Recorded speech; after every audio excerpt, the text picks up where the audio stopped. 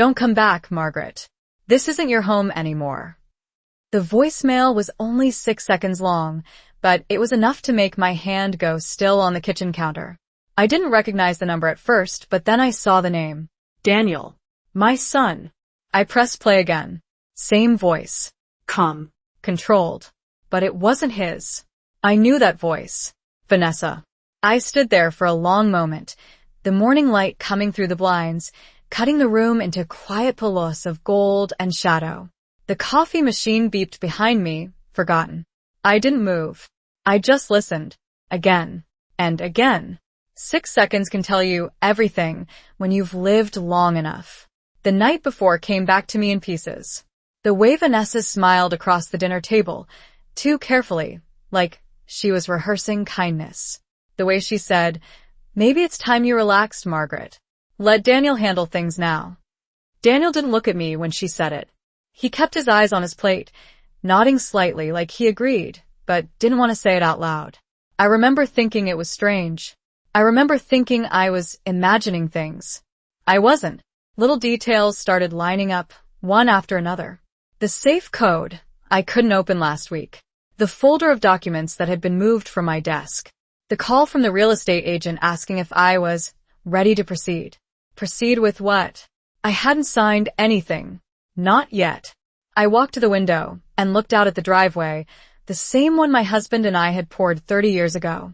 He used to say everything we built was protected.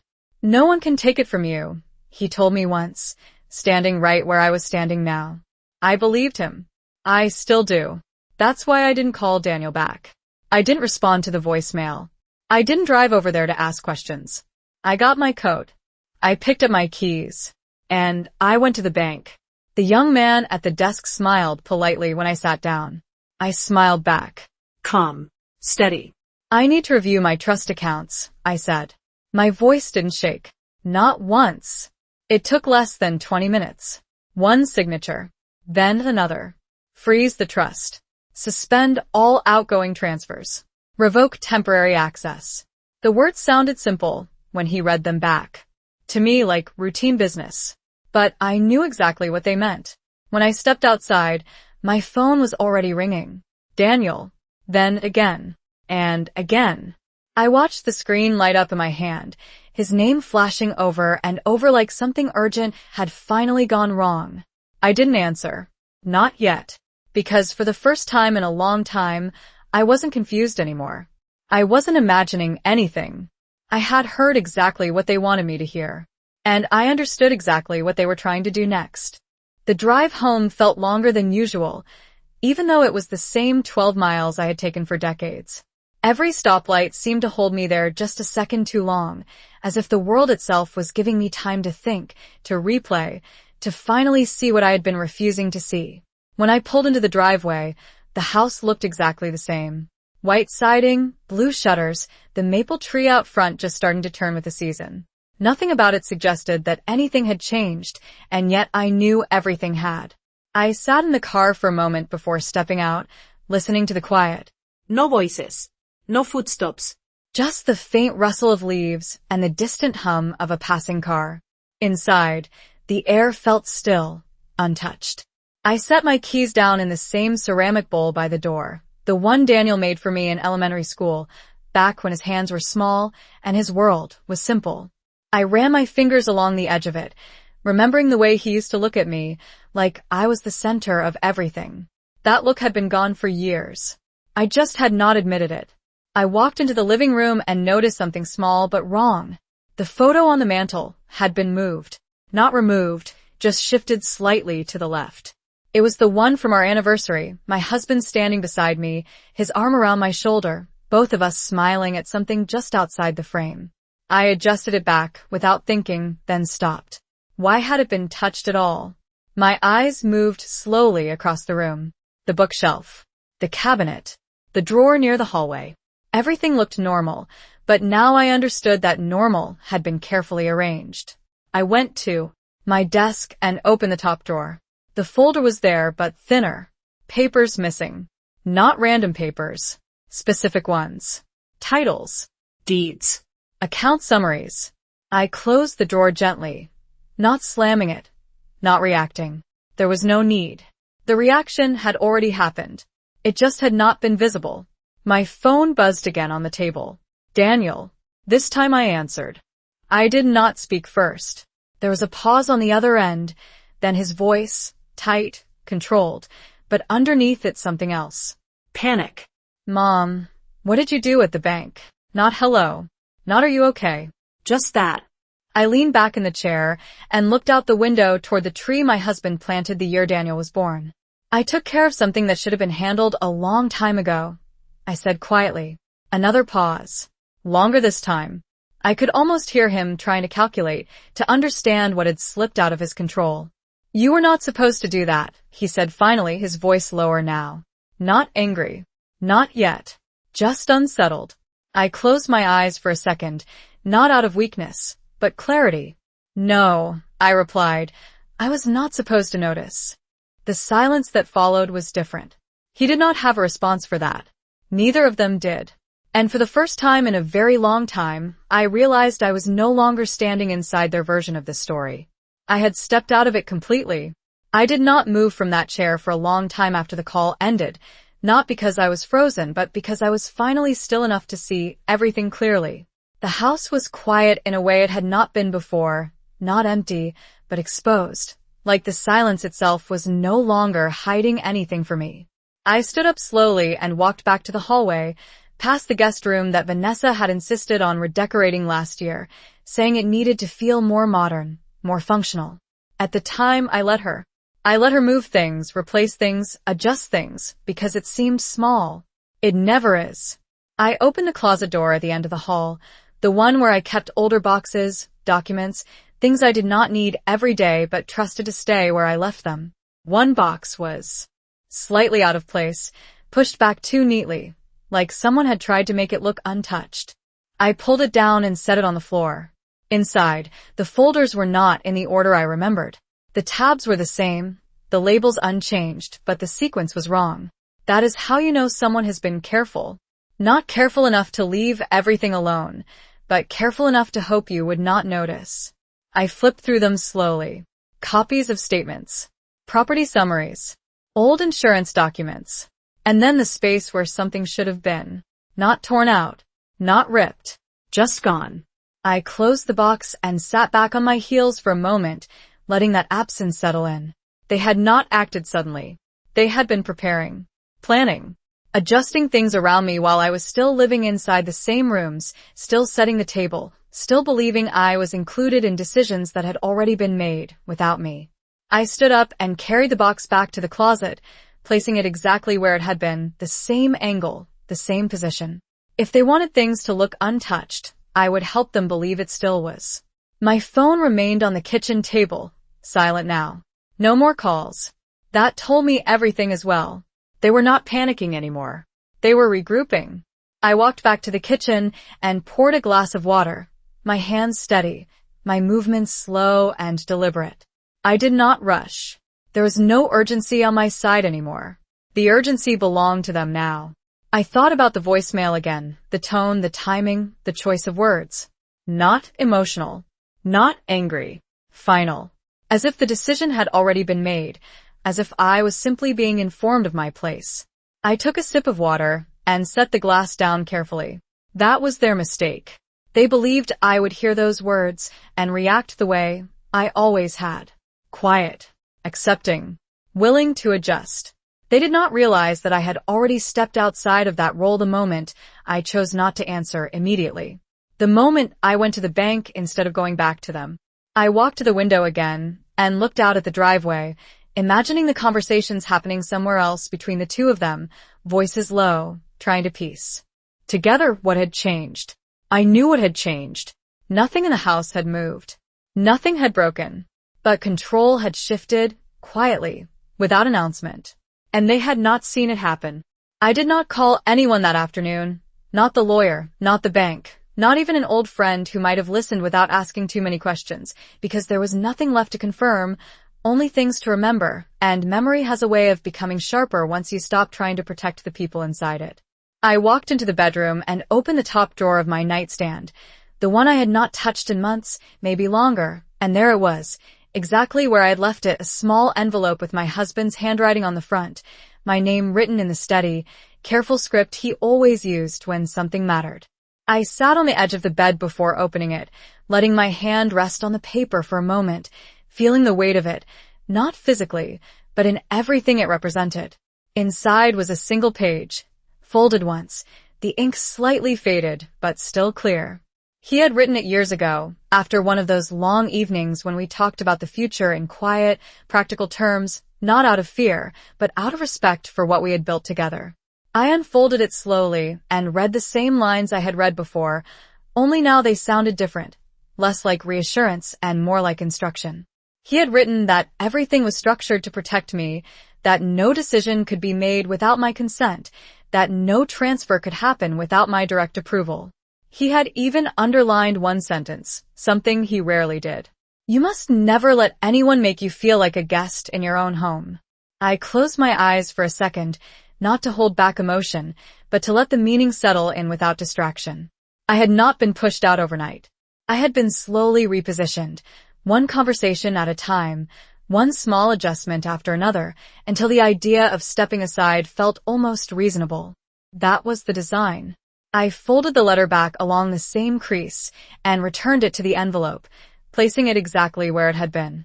Then I stood up and walked to the closet, reaching for the coat I had worn earlier that day.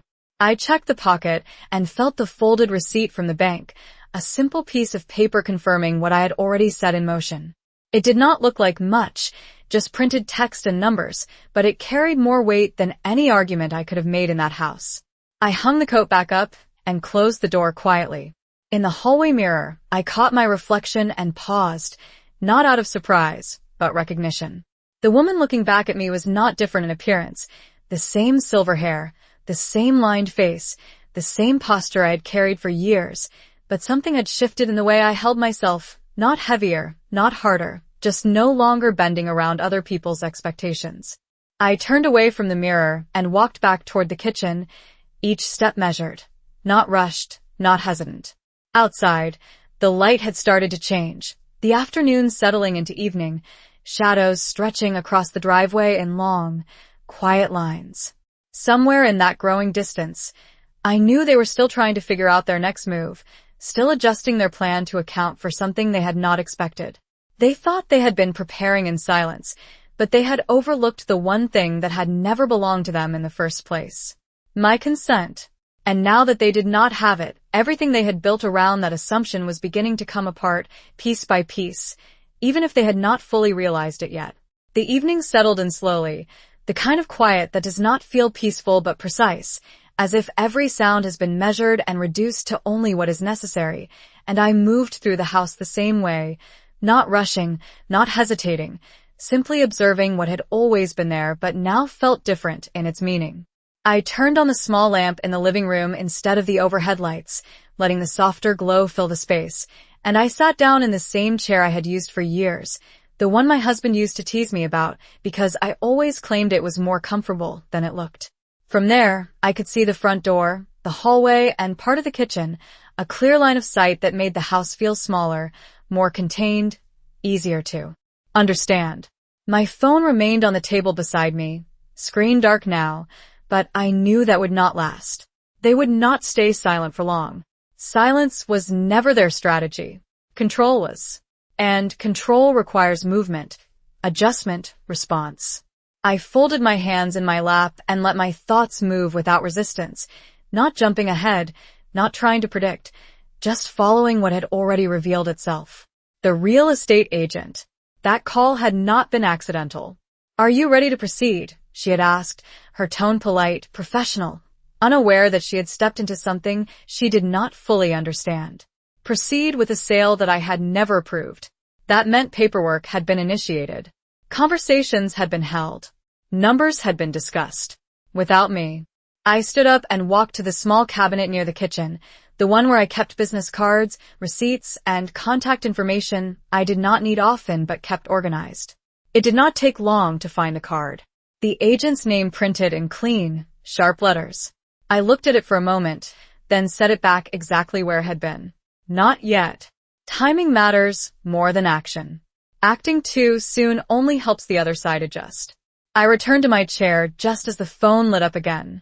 This time it was not Daniel. It was Vanessa. I let it ring once. Twice. 3 times. Then I answered. I did not speak first. I never do anymore. Her voice came through quickly, too quickly, like she had been waiting for the connection more than the conversation. Margaret, we need to talk. Not hello. Not concern. Just urgency. I leaned back slightly, keeping my voice even, almost neutral. About what? There was a pause, brief but noticeable, as if she had expected something different, something softer.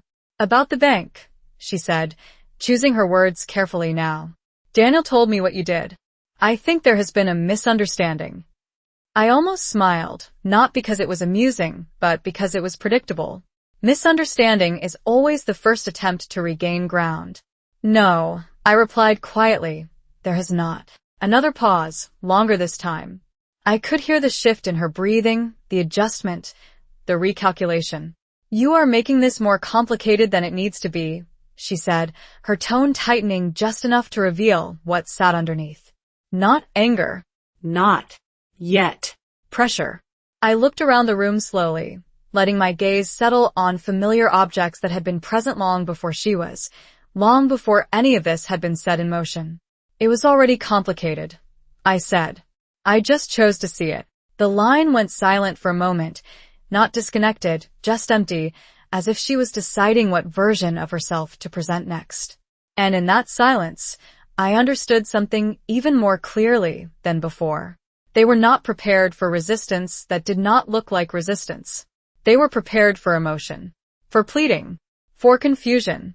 Not for this. Not for someone who had already stepped out of reach before they realized they needed to hold on. She did not respond right away after that, and I did not fill the silence for her, because silence has a way of forcing people to reveal more than they intend if you let it stretch just a little longer than they are comfortable with. When she finally spoke again, her tone had changed, softer on the surface but tighter underneath, like she was trying to smooth something that could not be smoothed anymore. Margaret, we're just trying to make things easier for everyone, she said, choosing each word carefully, as if saying them slowly enough might make them sound true.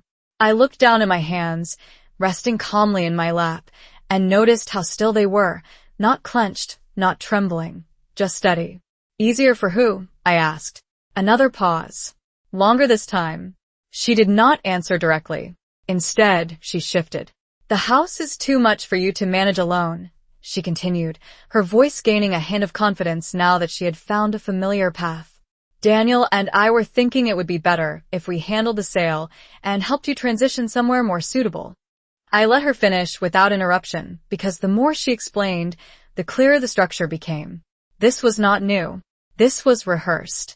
You were not planning to help me, I said quietly. You were planning to replace me. The words landed without force, but I felt the effect of them in the silence that followed. There was no immediate denial. No quick correction. Just a brief, controlled inhale on the other end of the line.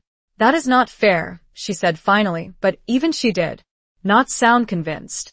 I stood up slowly and walked toward the window again, watching the last light fade across the driveway, the long shadows stretching even further now, almost touching the edge of the street. Fair has nothing to do with it, I replied. You made a decision. You just did not expect me to see it. Her voice sharpened slightly then, the controls slipping just enough to reveal what had been underneath all along. We have already started the process, she said. There are contracts involved. You cannot just stop everything like this. I almost smiled again, not out of satisfaction, but recognition. There it was. Not concern for me. Not misunderstanding. Consequences. I already did, I said. That is what you're calling about. The line went quiet again, and this time it stayed that way longer. Long enough for the shift to complete, for the realization to settle fully on her side as it already had on mine. They had moved forward assuming I would follow. They had built momentum expecting I would not interrupt it. And now, for the first time, they were facing something they had not planned for. Not resistance. Control. I turned away from the window and walked back toward the table, picking up my phone and holding it for a moment before speaking again. You should review whatever agreements you think you have, I said calmly, because none of them exist without me. I did not wait for her response this time. I ended the call gently, not abruptly, not in anger, just with finality. Then I placed the phone back on the table and stood there for a moment, listening to the quiet settle again around me. Deeper now, heavier, but not uncertain. Outside, the streetlights flickered on one by one, steady and predictable, illuminating the same road that had always been there. The only thing that had changed was who was standing still and who was no longer in control of the direction ahead. I did not sleep that night, not because I was restless, but because there was nothing left to wrestle with, only decisions that had already been made settling into place, one after another, like pieces that no longer needed to be forced together. The house remained quiet, the kind of quiet that feels intentional, as if even the walls understood that something had shifted and there was no going back to what it had been before. I moved through the room slowly in the early hours, not searching for anything, just observing, taking in the details I had overlooked for too long. Not we as in all of us. We as in them. You negotiated something that was never yours to negotiate, I replied calmly. There was a pause, then a shift in his tone, softer now, almost familiar, like he was reaching for something that used to work. I am trying to help you, he said. I closed my eyes for a brief moment, not out of doubt, but clarity. No, I said quietly. You were trying to move me. The silence that followed was different from the others, not strategic, not controlled, just empty, like something had finally been said that could not be adjusted or explained away. I opened my eyes and looked around the room one more time, not with attachment, but with understanding. This had never been about the house itself. It had been about who had the right to decide what happened inside it. And for the first time, that answer was no longer unclear. He did not say anything after that, not right away, and for a moment I could hear nothing but the faint sound of his breathing on the other end of the line, uneven now, no longer controlled, no longer measured the way it had been when he thought everything was still moving in his favor. Then the line went quiet. Not disconnected. Just ended. I lowered the phone slowly and set it back on the table, not with force, not with hesitation, just placing it exactly where it belonged, as if nothing had happened, even though everything had. The house felt different again, not exposed this time, but settled, like something that had been shifting for a long time had finally come to rest. I walked back into the kitchen and poured another glass of water, taking a small sip before setting it down. My hands were still steady. That was the only confirmation I needed. Outside, the morning had fully arrived, the light now clear and even, stretching across the driveway and into the street, revealing everything without shadow. There was no hiding in this kind of light. I moved toward the hallway and paused near the small table where I kept my keys, my wallet, and a few personal items that had always been within reach. I picked up my purse and checked inside, not because I needed anything, but because it felt right to know what I had. With me. Identification. Bank cards. A folded piece of paper from the day before. Everything accounted for. No surprises. That mattered now more than it ever had before. My phone remained silent for a while, long enough to suggest that they were no longer reacting, but planning. That was when the knock came. Not loud. Not aggressive. Just firm enough to announce presence without asking permission. I walked to the door and opened it without rushing. Daniel stood there, his posture tense, his expression different from anything I had seen before, not just frustration, but something closer to uncertainty. Behind him, a few steps back, Vanessa stood still, her arms folded lightly, her face composed in a way that would have looked calm to anyone who did not know her well. I did not step aside. I did not invite them in. I simply stood there, holding the door open just enough to allow the conversation to exist without granting anything more. We need to talk, Daniel said, his voice lower now, less certain. I nodded slightly. We already did. He glanced past me into the house, as if expecting something to have changed, as if looking for confirmation that his place inside it was still the same. It was not. You cannot just shut everything down like that, he continued. There are people involved. Contracts. Timelines. I listened. Not interrupting, not reacting, just letting him speak until he reached the end of what he had prepared to say. Then I looked at Vanessa. She had not spoken yet, but her eyes were fixed on me. Not uncertain, not apologetic, just calculating, adjusting, searching for a new angle now that the first one had failed. "You used his phone," I said calmly. It was not a question. Her expression did not change, but something in her posture shifted, almost imperceptibly, as if the ground beneath her had moved just enough to throw off her balance. Daniel looked at her quickly, then back at me, confusion flickering across his face for the first time. "What are you talking about?" he asked. I held his gaze steady, not accusing, not emotional. "The voicemail," I said. "That was not your voice." The silence that followed was immediate and complete, heavier than anything that had come before, because it did not belong to me anymore. It belonged to them. Daniel did not answer right away, and for the first time since he had stepped onto that porch, I saw something in his face that had not been there before, not control, not confidence, but doubt, the kind that does not come from what someone else says, but from what they begin to realize on their own.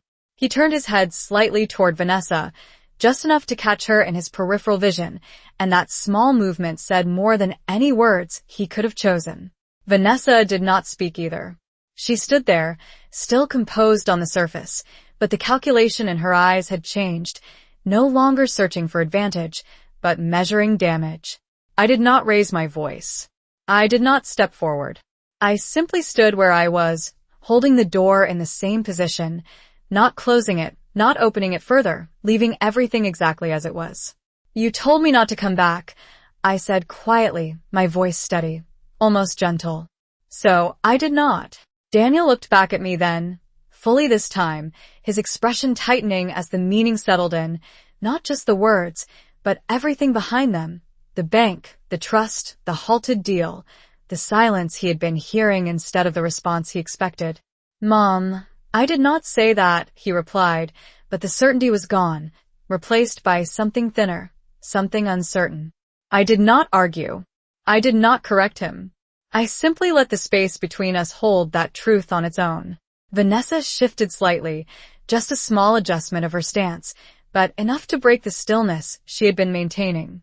"This is getting out of hand," she said, her tone controlled but sharper now, the edge no longer hidden.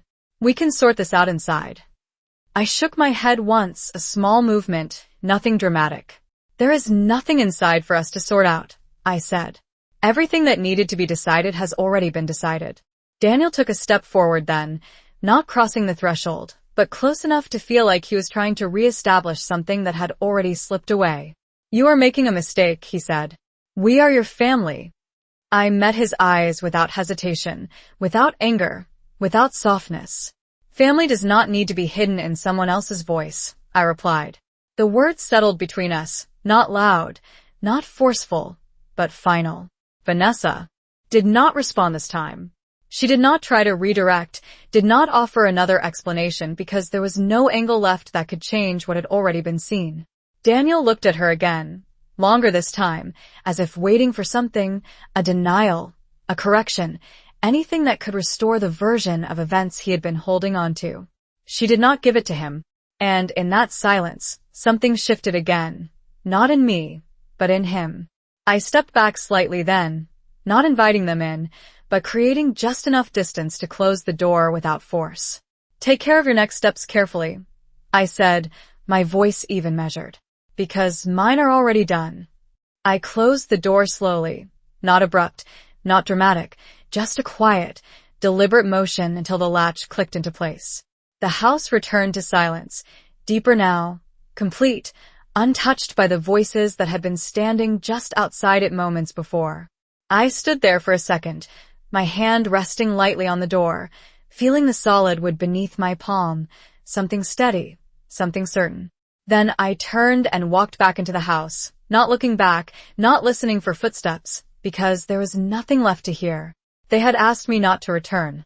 And for the first time in my life, I had listened exactly as instructed.